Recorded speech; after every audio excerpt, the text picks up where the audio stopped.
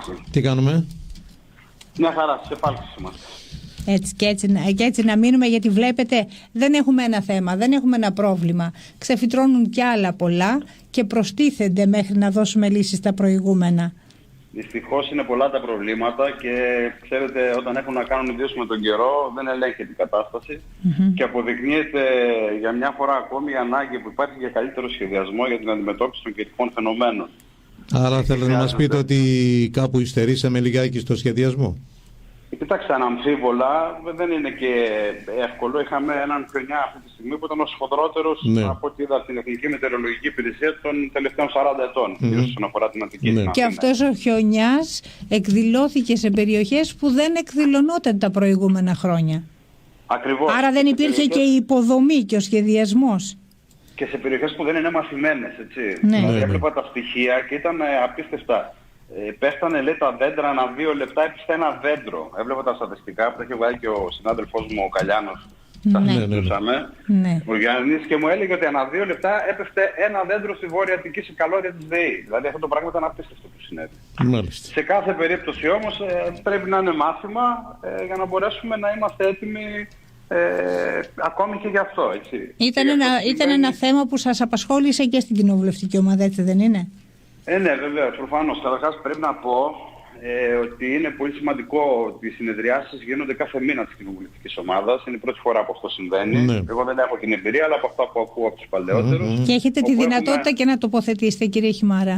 Βεβαίως. Και έχουμε τη δυνατότητα και να μιλάμε με τον Πρωθυπουργό και να τοποθετούμαστε όλοι οι βουλευτές και οι ευρωβουλευτές. Είναι πολύ σημαντικό αυτό. Ναι.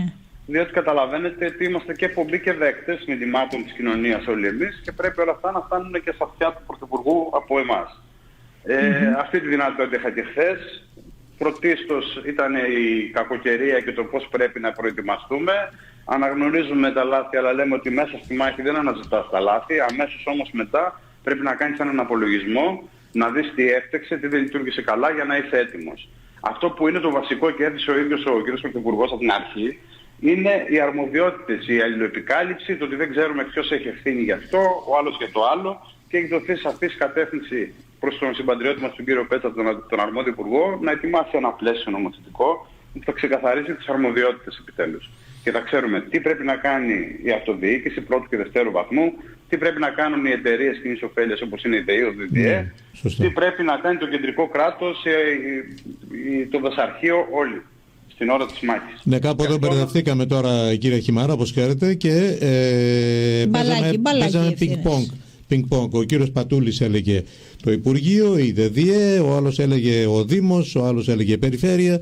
Δηλαδή κάπου λιγάκι λειτουργήσε και παραπληροφορητικά το θέμα αυτό, με την έννοια ότι σαν να μην ήθελαν να λάβουν τις ευθύνες τους κάποιοι και τα έριχναν αλλού.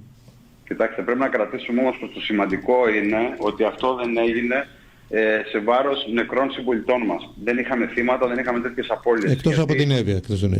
Εκτός από την Εύβοια, αλλά κακά τα ψέματα, αντιλαμβάνεστε ότι αυτό το φαινόμενο, αν είχε αφαιθεί η εκδήλωσή του χωρίς να προστατευτεί ο γενικός πληθυσμός, ήταν πολύ πιθανό σήμερα που μιλάμε να είχαμε θύματα.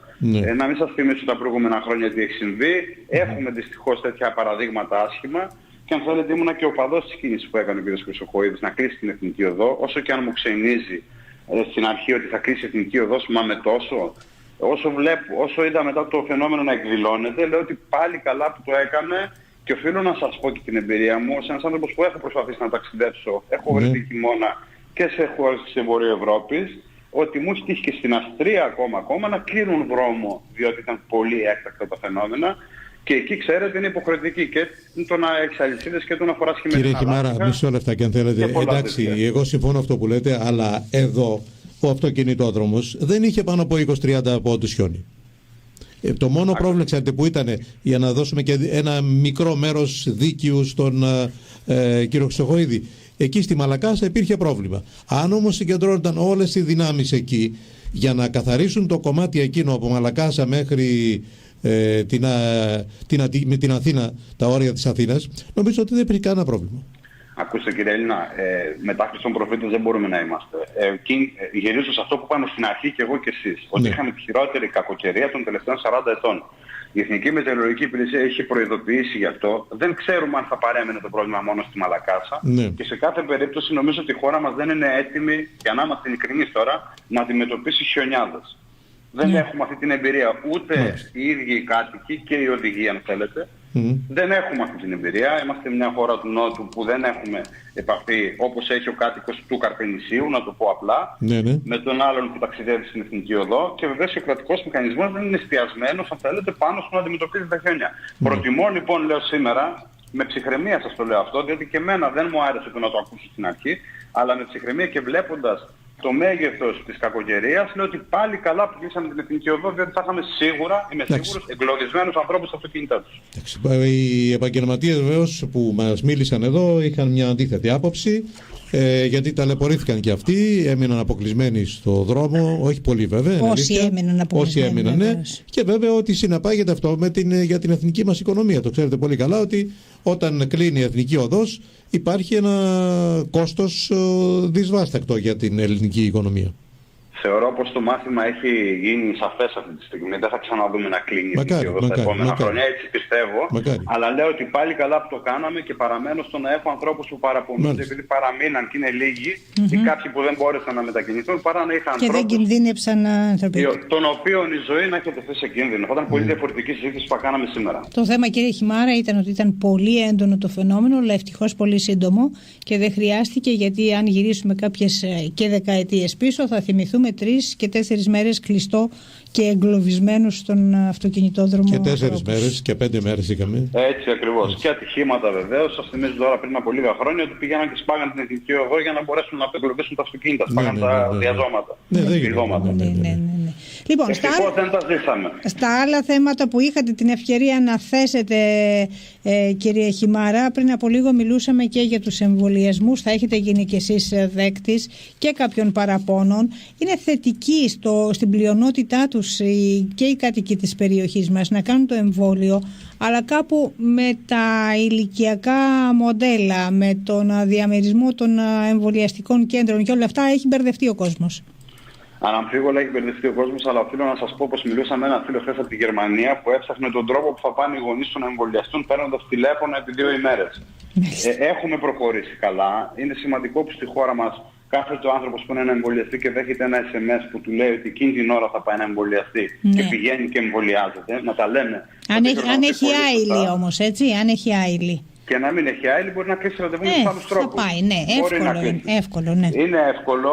Από την άλλη βεβαίως και είναι πρόβλημα και είναι ένα θέμα, αν θέλετε, και αυτό που υπάρχει με το γεγονός ότι το κέντρο υγείας Αταλάντης αλλά και Αμφίκλειας δεν είναι εμβολιαστικά κέντρα. Ούτε Μακρακόμη ακόμη. Και Μακρακόμη. Από την πρώτη στιγμή έχουμε μιλήσει και με τον κύριο Θεμιστοκλέο και το έχω μεταφέρει. Η απάντηση που παίρνω είναι πως όλα θα γίνουν, θα μπουν ως εμβολιαστικά κέντρα μόλις έχουμε ικανό αριθμό εμβολίων. Ναι, αλλά στο μεταξύ, κύριε Χιμάρα, οι Λαμιώτες περνάνε τη Μακρακόμη και πάνε στο Καρπενήσι και στη Δυτική Φραγκίστα και... Έχουν γίνει λάθη τέτοια και εγώ έχω δεχτεί στο γραφείο μου πάρα πολλές τέτοιες οχλήσεις, τις οποίες μεταφέρω και νομίζω ότι τις επόμενες μέρες θα έχουν εξομαλυνθεί όλα αυτά τα προβλήματα. Σε γενικές γραμμές ο εμβολιασμός εκτελείται καλά. Τα παράπονα μας τα κάνουμε όλοι και είναι λογικό. Είναι κάτι πρωτόγνωρο, νομίζω ότι καλά έχει οργανωθεί και καλά θα πάει και είναι πολύ θετικό αυτό που είπατε στην αρχή, ότι οι συμπολίτες μας, οι συμπατριώτες μας θα θέλουν να εμβολιαστούν. Δηλαδή είναι το βήμα προς την ελευθερία. Έτσι. Μα τα παράπονα είναι γιατί δεν ανοίγει και η δική μου ηλικία, εγώ πότε θα δηλώσω, που σημαίνει ότι υπάρχει το ενδιαφέρον να κάνουν εμβόλιο. Σαφώς. Νομίζω ότι όλα θα πάνε μια χαρά. Το πρόβλημα που έχουμε είναι ο αριθμός των εμβολίων. Εκεί πρέπει να εστιάσουμε και εκεί εστιάζει και η κυβέρνηση, αν θέλετε. Δηλαδή, κύριε Χιμάρα, μισό λεπτάκι, γιατί δεν λειτουργεί ένα από τα καλύτερα κέντρα υγείας του νομού μας, που είναι το κέντρο υγείας Αταλάντης ως εμβολιαστικό? Δεν υπάρχουν εμβόλια ή δεν υπάρχουν άλλες προϋποθέσεις? Δεν ξέρω εγώ. Ιατρικό. Έχω μιλήσει με την ΥΠΕ από την πρώτη στιγμή και με τον κύριο Σερέτη. Είναι έτοιμοι, όλα τα κέντρα υγείας είναι έτοιμα για να μπορέσουν να ανταποκριθούν στις ανάγκες του εμβολιασμού. Το θέμα είναι καθαρά στον αριθμό των εμβολίων που έρχονται και στο πώς αυτά θα μπορέσουν να διοικηθούν στους συμπατριώτες μας. Θα γίνει και το επόμενο διάστημα και εμβολιαστικό κέντρο και η Αταλάντη και η Αμφίκλεια. Αυτό είναι σίγουρο ότι θα γίνει. Το ζήτημα το μεγάλο είναι στον αριθμό των εμβολίων, σας το λέω. Και ίσως αν ανοίξουν και άλλες εταιρείες και αρχίσουμε να παίρνουμε και από άλλες εταιρείες, νομίζω ότι θα αυξηθεί αυτό που λέτε είναι το κλειδί για να μπορέσουμε να... Το θέμα είναι μην πάμε χειμώνα και φθινόπωρο, έτσι, και περάσουμε όλο το διάστημα. Κοιτάξτε, αυτό. Είναι δεδομένο ότι μέχρι τέλος Μαρτίου θα έχουμε 2 εκατομμύρια περίπου δόσεις. Δηλαδή σημαίνει ότι 1 εκατομμύριο πληθυσμός θα έχει εμβολιαστεί. Σας θυμίζω ότι αρχικά ο σχεδιασμός με βάση αυτά που περιμέναμε ως Ευρωπαϊκή Ένωση θα έχουμε φτάσει στα 2 εκατομμύρια εκείνο το διάστημα. Αντιλαμβάνεστε πως είναι μια δυναμική κατάσταση. Η άποψή μου η προσωπική είναι, αν θέλετε, ότι η Ευρώπη δεν το χειρίστηκε όπως έπρεπε, με την αυστηρότητα που θα έπρεπε να έχει θέσει προς τις εταιρείες. Και δεν φαίνεται και ενωμένη, κύριε Χιμάρα, γιατί βλέπουμε κάποιες χώρες να κάνουν και προσωπική πολιτική. Σε πολύ μικρό βαθμό αυτό, και νομίζω ότι θα το δείτε ότι δεν θα υλοποιηθεί στο τέλος, διότι έχει κάνει τις βελτιωτικές κινήσεις που βλέπω, διαβάζω τέλος πάντων η Ευρωπαϊκή Επιτροπή για να μπορέσει να αλλάξει αυτή την κατάσταση. Νομίζω πως θα έχουμε την εξομάλυνση για όλα τα κράτη-μέλη. Τις επόμενες ημέρες. Πέραν των βεβαίως, στον Πρωθυπουργό εγώ δεν μπορώ να μιλήσω και να μην θέσω τα προβλήματα της αγοράς, καταλαβαίνετε. Εκεί θα πηγαίναμε τώρα. Γιατί... Ένα από αυτά που θέσατε είναι και το θέμα των επιστρεπτέων προκαταβολών. Πρώτη, δεύτερη, τρίτη, αυτά είναι επιστρεπτές στο σύνολό τους, έτσι, οι πρώτες. Κοιτάξτε, είναι επιστρεπτές στο σύνολό τους. Εγώ αυτό στο οποίο είμαι ανήσυχος και από την πρώτη στιγμή ενημερώνω και τους φίλους υπουργούς είναι πως ο δανεισμός μπορεί να γίνει μεγάλη φιλιά στο λαιμό των μικρών επαγγελματιών. Διότι το να είναι επιστρεπτές, όλες οι επιστρεπτές προκαταβολές είναι πολύ μεγάλο θέμα. Ανήκω σε αυτούς λοιπόν, και το έχει πει και ο ίδιος ο Πρωθυπουργός, ότι θα πρέπει να δούμε το χώρο που υπάρχει, τη δυνατότητα που έχουμε για να επιχορηγήσουμε το 50% των επιστρεπτέων προκαταβολών. Όπως συνέβη από την τέταρτη και μετά, λέτε. Ακριβώς. Για να πάνε όλες οι επιστρεπτές προκαταβολές στην ίδια λογική. Είναι ένας στόχος της κυβέρνησης, αλλά για να είμαστε ειλικρινείς πρέπει να δούμε πότε επιτέλους σταματάει. Πότε θα σταματήσει η ανάγκη της αγοράς για να χρηματοδοτείται από επιστρεπτές προκαταβολές και από όλα τα άλλα μέτρα που έχει λάβει η κυβέρνηση. Αντιλαμβάνεστε ότι συναρτάται με αυτό. Εγώ θεωρώ ότι δυναμικά μπορεί να γίνει. Θέλουμε βεβαίως να ανοίξει η αγορά το συντομότερο δυνατό, να μπορέσει να λειτουργήσει, διότι και η οικονομία, αντιλαμβάνεστε τι συμβαίνει τον τελευταίο 1 χρόνο, η οικονομία ζει από το κράτος αυτή τη στιγμή. Όλους τους τελευταίους μήνες, σχεδόν τα πάντα πληρώνονται στις επιχειρήσεις και οι εργαζόμενοι βεβαίως με επιδόματα και με όλη αυτή τη διαδικασία από τον προϋπολογισμό. Κάπως πρέπει να κρατήσουμε χρήματα. Και κάποια από αυτά τα χρήματα θα καλυφθούν και από ευρωπαϊκούς πόρους από το Recovery Fund. Καταλαβαίνετε, είναι μια άσκηση πολύ δύσκολη. Επιβεβαιώνεται ότι έπρεπε να έχουμε αυτή τη σόφρονα λογική από την αρχή, να κρατάμε δυνάμεις και εφεδρίες, διότι έχουμε φτάσει Φεβρουάριο του 2021 και έχουμε κλειστεί την αγορά επί της ουσίας. Αντιλαμβάνεστε λοιπόν ότι το πρώτο είναι αυτό, το να χαριστούν κάποια πράγματα, να μπουν οι ρυθμίσεις που μπαίνουν με πολύ λογική, με πολύ καλή λογική από την κυβέρνηση για να μπορέσουν να πληρώσουν στην ώρα τους οι επιχειρήσεις. Και βεβαίως εκεί μπαίνουν και τα άλλα ζητήματα που έβαλα και χθες με την ευκαιρία της αξιοποίησης των σημαντικών πλεονεκτημάτων της κάθε περιοχής. Εγώ πάντα όποτε μιλάω βάζω το θέμα των νεαματικών πηγών. Δεν υπάρχει Πριν πάμε εκεί, αν θέλετε να το δούμε εξειδικευμένα, υπάρχει ένα θέμα που μας θέτουν ακροατές μας αγρότες και λένε ότι οι άνθρωποι δεν έχουν δει κάποια μέτρα στήριξης τώρα που και αυτοί έχουν προβλήματα, διότι και η αγροτική παραγωγή έχει υποστεί ζημιά, οι λαϊκές αγορές λειτουργούν με περιορισμένο αριθμό πολιτών και γενικότερα υπάρχει ένα πρόβλημα. Άκουσα, δεν υπάρχει ούτε ένας κλάδος που να μην έχει πάρει βοήθεια. Για να είμαστε ειλικρινείς. Και οι αγρότες μας έχουν πάρει. Και μάλιστα συμμετείχαν και στην 4 και στην 5 επιστρεπτέα προκαταβολή οι αγρότες. Προϊόντα που τεκμηριώνουν ότι δεν πήγαν καλά, έχουν ενισχυθεί και αυτό συνεχίζεται και τώρα που μιλάμε. Με λογική όμως που να φαίνεται η ζημιά. Η παραγωγή των λαϊκών αγορών έχουν ενισχυθεί και αυτή. Παντού προσπαθεί να βοηθήσει η κυβέρνηση και παντού το έχει κάνει. Δεν στέκει ότι δεν έχει βοηθηθεί κάποιος κλάδος ή δεν έχει στηριχθεί. Το κρίσιμο που φωνάζουν οι αγρότες μας είναι για μένα να μπορέσουν να έχουν πραγματικά μείωση του κόστους παραγωγής τα επόμενα χρόνια. Εκεί είναι το ζητούμενο. Νομίζω πως ειδικά οι αγρότες έχουν στηριχθεί. Το κρίσιμο είναι οι ευρωπαϊκοί πόροι που θα έρθουν να γίνουν έργα για τους αγρότες μας. Έργα πραγματικά υποδομής. Εκεί είναι το στίχημα που πρέπει να βάλουμε όλοι μαζί. Το λέω συνεχώς.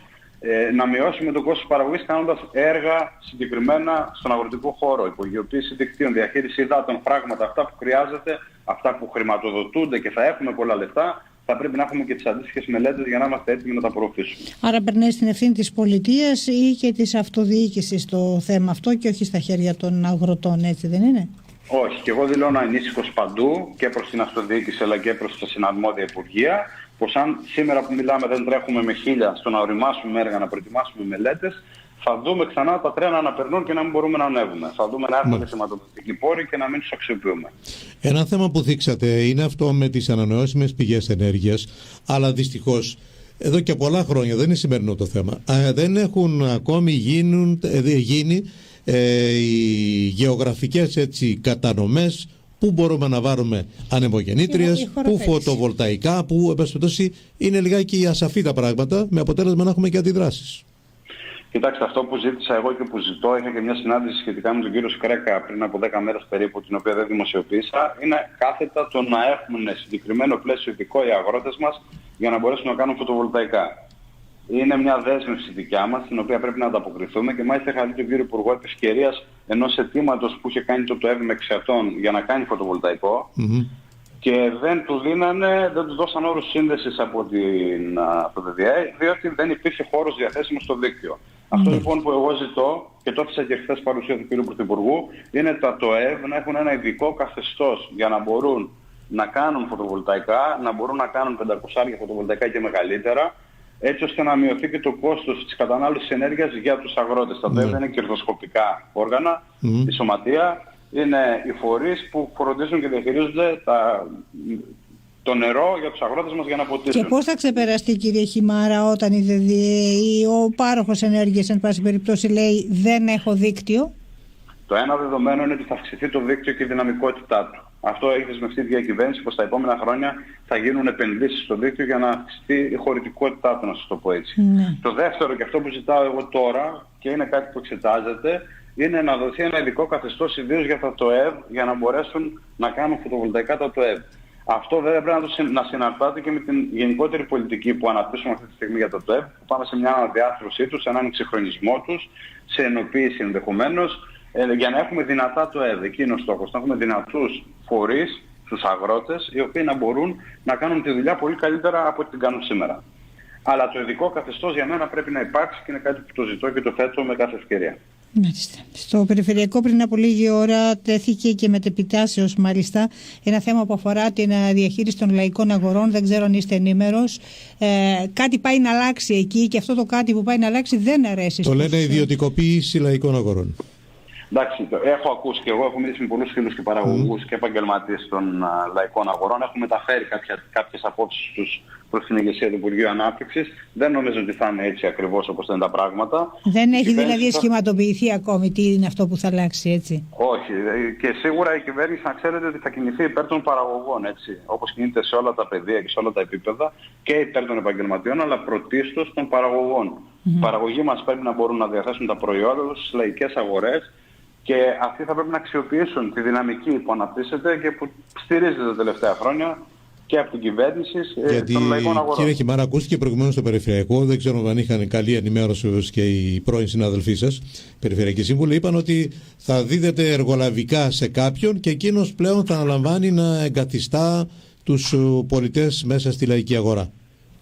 Κοιτάξτε, αυτή τη στιγμή που μιλάμε διαμορφώνεται. Ναι. Το να δοθεί ιδιωτικά με έναν διαγωνισμό η διοργάνωση λαϊκής για να μείνει στους Δήμους, ναι, δεν νομίζω ότι βρίσκει απέναντι τους παραγωγούς τους ίδιους. Θέλουν να κάνουν τη δουλειά τους. Αν η δουλειά τους είναι καλύτερα οργανωμένη, δεν νομίζω ότι είναι κάτι που θα τους βάλει απέναντι. Το κρίσιμο είναι η ιδιωτικοποίηση αυτή να μην αφήσει έξω τους παραγωγούς από τις λαϊκές. Εκεί νομίζω ότι είναι το κρίσιμο. Άμα ιδιώτης βάζει κατά το δοκούνι με τα συμφέροντά του, δεν υπάρχει θέμα. Κύριε Έλληνα, τώρα δεν μπορεί να υπάρχει πλαίσιο. Ναι, θα υπάρχει πλαίσιο. Ας είμαστε έτοιμοι. Ας δούμε το πλαίσιο. Ας είμαστε έτοιμοι. Ας το έχει υπόψη του ο Θέμης ο Κιμάρας, γιατί θα πάει στη Βουλή να συζητηθεί και εκεί βεβαίως θα ενημερωθεί και θα καταθέσει και αν έχει τις ενστάσεις του και τις απόψεις του, για να μην κάνουμε κανένα λάθος και ανοίξουμε. Βεβαίως. Δεν θα υπάρξει τέτοια περίπτωση. Έτσι. Δεν θα νομοθετήσει κάτι κυβέρνηση που να αφήσει τους παραγωγούς λαϊκών αγορών. Και ένα τελευταίο πείτε μας, γιατί το πήγατε προηγούμενος και σε διέκοψα, για τις υποδομές εδώ και την αξιοποίηση, οι αματικές πηγές, έκθεση Λαμίας. Κοιτάξτε, για την έκθεση Λαμίας τώρα τι να πω, έχω καταθέσει την τροπολογία εδώ και πάρα πολύ καιρό. Έχω ξαναμιλήσει την προηγούμενη εβδομάδα και την προπροηγούμενη και με τον Μαξίμου και με το Ανάπτυξης για να μπορέσει αυτό να τελειώσει επιτέλους, να δοθεί η πανελλήνια έκθεση Λαμίας στους τοπικούς φορείς όπως έχει σχεδιαστεί και να γίνει ένα ξεχωριστό νομικό πρόσωπο όπως έχουμε προτείνει που να μην σηκώνει τα βάρη του παρελθόντος. Αυτός είναι ο βασικός προσανατολισμός. Για τα ιαματικά συνεχίζω αυτό που κάνω την πρώτη μέρα που έχω εκλεγεί, κάθε εβδομάδα, κάθε 10 μέρες συνομιλώ με το ΤΑΙΦΕΔ και με το Υπουργείο Τουρισμού και οπουδήποτε βρίσκεται το κάθε θέμα για να ξεμπλοκάρει. Ξεμπλοκάρουν κάποια πράγματα. Οφείλω να πω ότι έχουμε την υποστήριξη και του Μαξίμου καθαρά σε αυτή την προσπάθεια. Αυτό είναι αυτό που έχει αλλάξει. Να μην καθίσετε μόνο, βλέπουμε πάει με πολύ βραδείς ρυθμούς, κυρία Χιμάρα, και καλό είναι να το κυνηγήσουμε λίγο. Ακριβώς και εγώ αυτό έβαλα, ότι χρειάζονται μεγαλύτερες ταχύτητες για την αξιοποίηση των ιαματικών μας. Φυσικό αέριο, το τελευταίο να σας ερωτήσουμε και να σας απελευθερώσουμε. Το φυσικό αέριο προχωρά κανονικά, θα έχουμε εγκατάσταση εργολάβου, θα ανοίξει και κατάστημα της ΔΕΔΑ εδώ στην περιοχή μας και θα ξεκινήσουν, θεωρώ, το καλοκαίρι, πριν το καλοκαίρι θα ξεκινήσουν οι εργασίες από τον ανάδοχο. Δηλαδή του χρόνου το χειμώνα μπορεί να έχουμε κάποια δίκτυο? Αυτό δεν πρέπει να το απαντήσω εγώ. Ξέρετε, έχω πει πολλές φορές χρονοδιαγράμματα και έχω διαψευστεί, έχω πέσει έξω. Το κάνω από το 2015, δεν πρέπει να ξαναπώ ποτέ ημερομηνία. Θεωρητικά αυτό που πιστεύω είναι πως θα έχουμε ξεκινήσει να υλοποιείται το έργο. Το σημαντικό είναι ότι το φυσικό αέριο μπαίνει στη Λαμία, μπαίνει στην περιφέρεια Αστέρας. Ας δούμε τα συνεργεία να ξεκινούν τα έργα και θα τα πούμε πάλι. Περιμένω πολύ αυτή την ημέρα, να ξέρετε. Και όλοι μας. Το ξέρω γιατί το ξεκινήσετε εσείς, έτσι, ως Περιφερειακός Σύμβουλος. Το περιμένω. Σας ευχαριστούμε πολύ, κύριε Χιμάρα. Να είστε καλά. Καλή συνέχεια. Γεια σας. Γεια χαρά. Ο κύριος Θέμης Χιμάρας ήταν μαζί μας, βουλευτής Φθιώτιδας της Νέας Δημοκρατίας.